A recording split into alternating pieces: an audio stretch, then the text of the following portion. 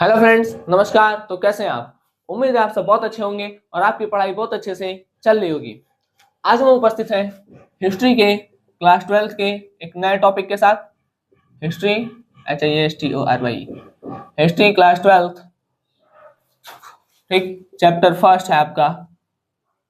और इसमें जो आज हम पढ़ेंगे बहुत ही इंपॉर्टेंट क्वेश्चन, वो क्वेश्चन है मोहनजोदड़ो। मोहनजोदड़ो एक नियोजित नियोजित शहरी केंद्र है। ठीक है, इस बात पर हमको चर्चा करना है आज। ठीक है, कि क्या मोहनजोदड़ो एक नियोजित शहरी केंद्र है, और अगर है तो हमको किन किन बातों से पता चलता है कि मोहनजोदड़ो एक नियोजित शहरी केंद्र है। ठीक, हम इसको पढ़ने से पहले अभी हम पढ़े हैं कि हड़प्पा सभ्यता में लोग अपना जीवन व्यतीत कैसे करते थे, जिसमें हम लोगों ने पढ़ा कि भाई कृषि था, कृषि उन लोगों का मुख्य व्यवसाय था। ठीक, उसके बाद हम लोगों ने पढ़ा कि भाई वो लोग कृषि प्रौद्योगिकी जानते थे, मतलब क्या कहते हैं, जो सिंचाई करते थे, सॉरी, जो खेती करते थे उसमें हल का प्रयोग था। ठीक है, सिंचाई के लोग जलाशय, नहर, इस सब का प्रयोग करते थे। फिर हम लोगों ने पढ़ा पशुपालन व शिकार, इसमें हम लोगों ने जाना कि वो पालतू पशु भी मतलब वहां पर जो पशु थे वो पालतू भी थे। ठीक है, और कुछ पशु ऐसे भी थे जिनका लोग यूज करते थे, मतलब शिकार करके उनको खाने में। लेकिन दिक्कत ये था कि भाई जो शिकार करते थे वो लोग खुद जाकर शिकार करते थे, या कोई एक ऐसा ग्रुप था जो उनके लिए शिकार लेकर के आता था, इस बात की पुष्टि नहीं हुई है। फिर हम लोगों ने पढ़ा था शिल्प उत्पादन। ठीक, फिर हम लोगों ने क्या पढ़ा था? शिल्प उत्पादन। तो ये हमारा लास्ट टॉपिक था, हड़प्पा सभ्यता के लोग अपना जीवन व्यतीत कैसे करते हैं, इसके लिए आज हमको देखना है कि मोहनजोदड़ो एक नियोजित शहरी केंद्र है। ठीक है, अगर है तो किन किन बातों से हमको पता चलता है। तो चलिए, स्वागत है आपका हमारे YouTube channel knowledge with Rishabh पर। आइए देखते हैं क्या मोहनजोदड़ो एक नियोजित शहरी केंद्र है। चलिए, सबसे पहले कुछ बातों को जानते हैं। ठीक है, क्या जानेंगे हम? इसका जो खोज किए थे, आज समझिएगा। ठीक है, आज लिखिए नहीं लिखने के लिए नेक्स्ट लेक्चर में हम लिख देंगे इसको, लेकिन आज अच्छे से इसको समझिए। समझ लेंगे तो लिख तो अपने से भी लेंगे। ठीक है, और जो समझाया जाएगा वही लिखवाया भी जाएगा। खोज इसका किए थे राखल दास बनर्जी।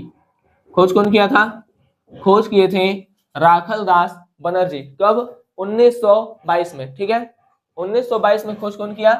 राखल दास बनर्जी। है कहां पर? तो इसका स्थिति कहां पर है? तो यह सिंधु नदी के दाएं तट पर, सिंधु नदी के दाएं तट पर। ठीक है, दाएं तट पर स्थित है। ठीक है, बात समझे? खोज किए थे राखाल दास बनर्जी, सिंधु नदी के दाएं तट पर क्या है? स्थित है। सबसे प्रसिद्ध है कौन? मोहनजोदड़ो सबसे प्रसिद्ध है। भाई खोज पहले किसका हुआ था? खोज हुआ था हड़प्पा का, लेकिन जो सबसे फेमस निकला, फेमस कौन निकला? मोहनजोदड़ो। ठीक है, अब मोहनजोदड़ो में हम कई बातों पर चर्चा करेंगे। पहला हम जानेंगे यहाँ की बस्ती। ठीक है, बस्ती को जब हम जान रहे होंगे तो हम देखेंगे कि यहाँ की बस्ती दो भागों में बटी है। एक है ऊपरी शहर और एक है निचला शहर। एक है ऊपरी शहर और एक है निचला शहर। ठीक, फिर दूसरा हम क्या चर्चा करेंगे? दूसरा हम चर्चा करेंगे यहाँ की जल निकास प्रणाली। जल निकास प्रणाली मतलब जल निकास, मतलब जल को निकालना। तो जल को निकालने के लिए यहाँ पर क्या व्यवस्थाएं की गई थी? तो जल निकास प्रणाली को समझेंगे। और थर्ड समझेंगे हम यहाँ पर जो गृह स्थापत्य कला थी, घर बनाने की जो कला थी, मतलब घर यहाँ पर लोग कैसे बनाते थे, तो गृह स्थापत्य कला पर भी हम चर्चा करेंगे। चलिए, तो सबसे पहले हम देखते हैं बस्ती को। देखिए, जब हम बस्ती को देखते हैं तो बस्ती इसका दो भाग में है। एक है ऊपरी शहर और एक है निचला शहर।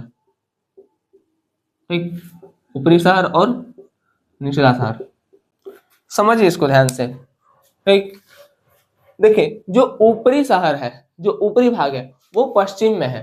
ठीक है, ऊपर वाला कहाँ है? पश्चिम में है। नीचे वाला जो है वो कहाँ है? उत्तर में है। बात समझ आ गया? तो ऊपरी शहर पश्चिम में है, निचला शहर उत्तर में है। ठीक, अच्छा, दूसरा बात, ऊपर जो शहर है, ऊपर जो बस्ती है, ठीक है, उसको हम कहते हैं दुर्ग। ऊपर वाले को क्या कहेंगे? दुर्ग। और नीचे वाले को कहेंगे निचला शहर। निचला शहर, ठीक है, जो है वही लिख देंगे। ठीक है, ऊपरी बस्ती को दुर्ग और निचले बस्ती को निचला शहर। ठीक। अच्छा, ऊपर और नीचे देखिए, इस बात को भी थोड़ा समझिए कि बस्ती को दो भाग में सेपरेट क्यों किया गया है या बांटा क्यों गया है। देखिए, ऐसा अनुमान लगाया गया है कि जो ऊपर रहते हैं, ठीक है, तो जो संपन्न लोग थे, मोहनजोदड़ो में जो संपन्न लोग थे, वो अपने आप को, ठीक है, जो उनसे निम्न स्तर के लोग हैं उनसे अलग दिखाने के लिए वो लोग ऊपर रहते होंगे। ठीक है, तो ऐसा एक अनुमान लगाया गया है कि जो उच्च स्तर के लोग हैं वो निम्न स्तर के लोग से अलग दिखने के लिए ऊपरी बस्ती में रहते होंगे।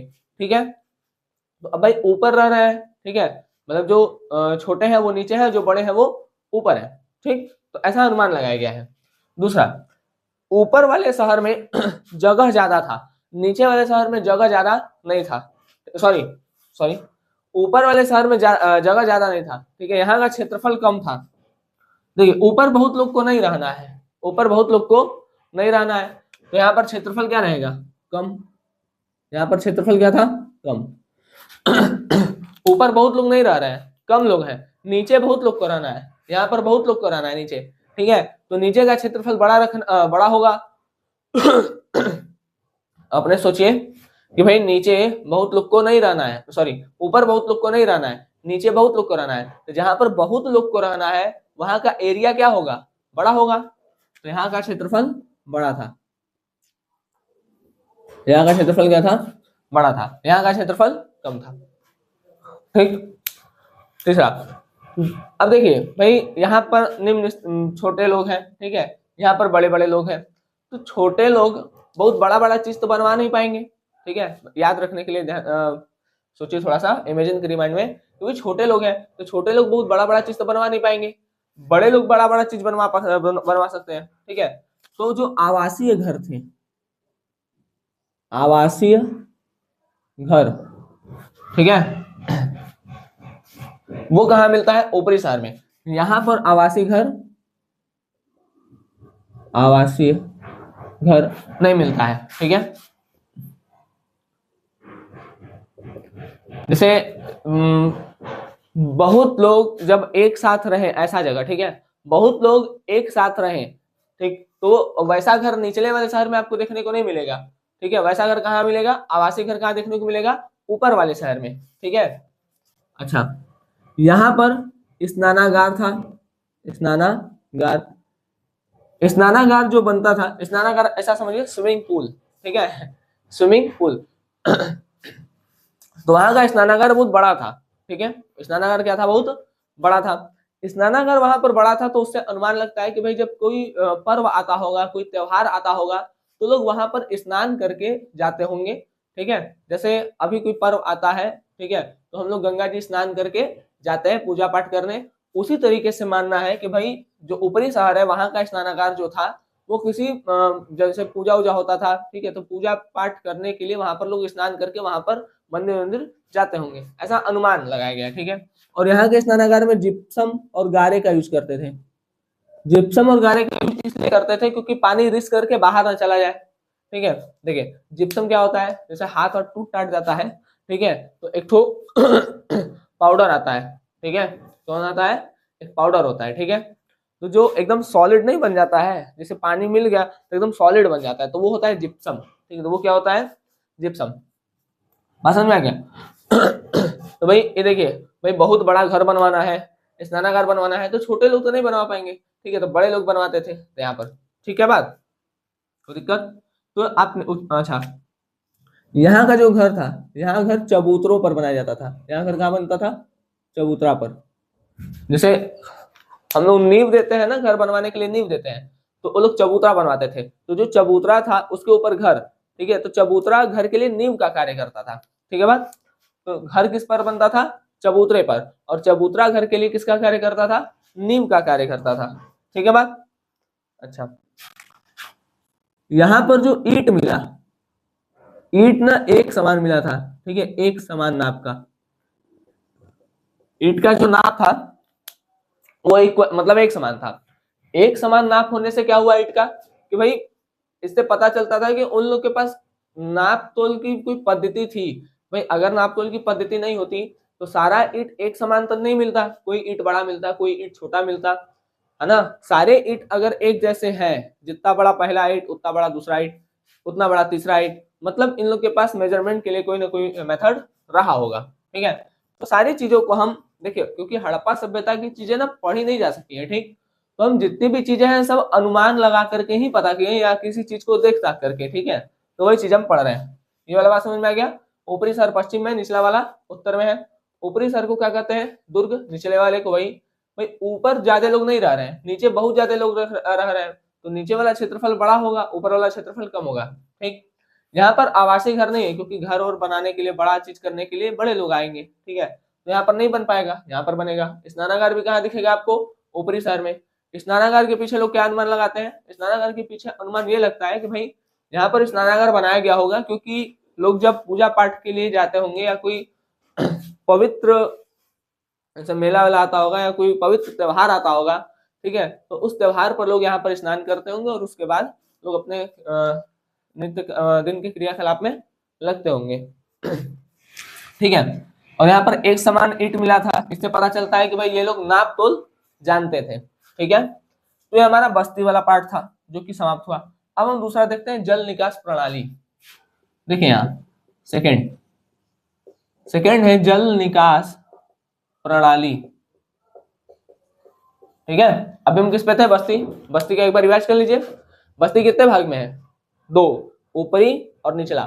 ऊपरी वाला पश्चिम में, निचला वाला उत्तर में। ऊपरी को क्या कहते हैं? दुर्ग। निचले वाले को निचला शहर। ठीक, भाई नीचे ज्यादा लोग को रहना है कि ऊपर? नीचे ज्यादा लोग को रहना है तो नीचे का क्षेत्रफल बड़ा, ऊपर कम लोग को रहना है तो ऊपर का क्षेत्रफल कम। लेकिन ऊपर और मतलब ऊपरी शहर और निचला शहर किस आधार पर बांटा गया था? तो अनुमान लगाया गया है कि वे ऊपर जो उच्च वर्ग के लोग हैं वो रहते होंगे और नीचे जो निम्न वर्ग के लोग हैं वो रहते होंगे। ठीक है, अपने आप को अलग दिखाने के लिए ऐसा किए होंगे, अनुमान लगाया गया है। ठीक, तो आवासीय घर कौन बनाएगा? बड़े लोग। या स्नानागार कौन बनवाएगा? तो बड़े लोग। ठीक है, तो इस सब बड़ा वाले में डाल दीजिएगा। ठीक है, और उसके बाद निचले शहर में जो घर बनता था वो चबूतरे पर बनता था। तो चबूतरा घर के लिए किसका काम करता था? नींव का कार्य करता था। ठीक है, चबूतरा किसका कार्य करता था? तो चबूतरा घर के लिए नींव का कार्य करता था। यहाँ की जो ईंटें मिली है वो एक समान है। ठीक है, तो इससे पता चलता है कि ये लोग नाप तोल की अवस्था जानते थे। ठीक, आते हैं हम जल निकास प्रणाली पर। देखिए यहाँ की जो जल निकास प्रणाली थी वो क्या थी? जैसे कई ठो घर है, तो कई घर में से छोटी छोटी नालियां निकलती थी, छोटी छोटी नालियां निकल रही हैं। ठीक है, और ये छोटी छोटी नालियां निकल करके किसी एक बड़े नाले में जाकर के मिल जाती थी। ठीक है, ये छोटी नालियां हैं। ठीक है, छोटी नालियां, और ये छोटी नालियां जाकर के किसी बड़ी नाली में मिल जाती थी। और यहाँ पर मतलब जैसे एक बड़ा नाली है, जैसे बीच बीच में ना, बीच बीच में क्या था कि साफ सफाई के लिए जैसे मान लीजिए एक बहुत बड़ा नाला बनाया गया। ठीक, तो बीच बीच में ढक्कन जैसे नहीं रखते हैं सीवर वाला, ठीक है, या मैनहोल वाला, तो वो ढक्कन भी रखते थे क्योंकि समय समय पर उसको साफ किया जा सके, ढक्कन हटा करके अंदर जा करके। ठीक है, तो इस हिसाब से तो देखिए यहाँ पर जो जल निकास प्रणाली था उसमें क्या लिखेंगे कि घरों से कई छोटी छोटी नालियां निकल करके एक बड़ी नाली में जा करके मिल जाती थी। ठीक, बात समझ में?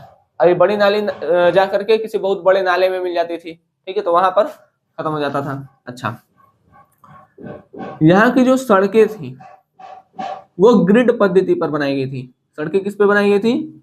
ग्रिड पद्धति। ग्रिड पद्धति क्या होता है कि सड़कें एक दूसरे को समकोण पर काटती थी। ठीक है, मान लीजिए 4 है तो भाई देखो ये 90 डिग्री बन रहा है ना, तो सड़कें एक दूसरे को कितने डिग्री पर काट रही थी? 90 डिग्री पर।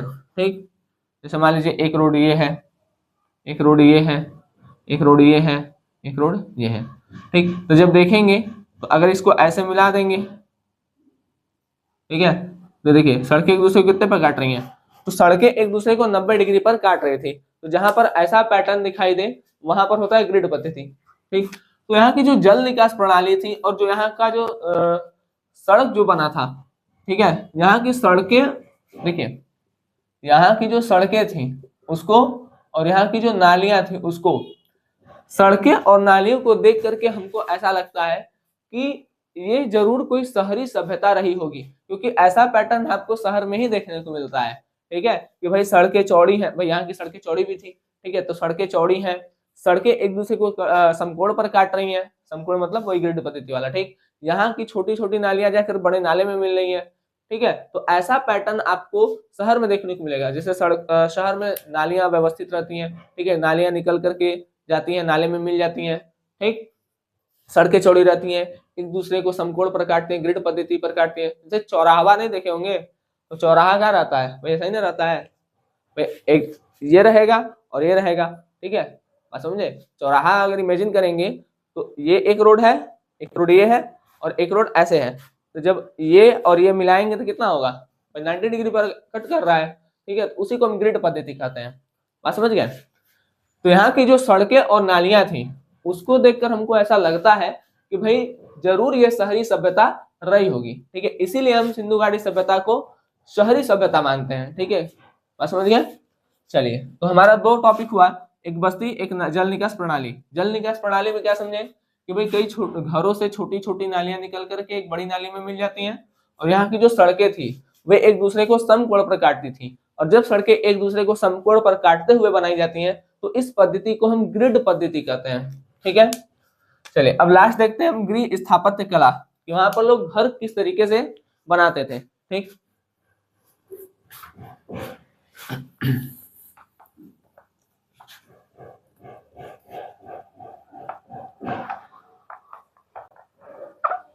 आज समझ लीजिए, ठीक है, इसको हम लिखवा भी देंगे, ये इंपॉर्टेंट क्वेश्चन है आपके बोर्ड एग्जाम के लिए भी, ठीक है, तो इसको अच्छे से पढ़िए।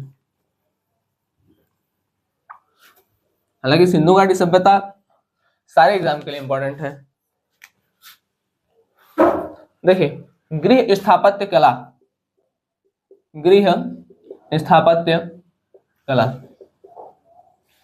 बात करते हैं गृह स्थापत्य कला क्या है।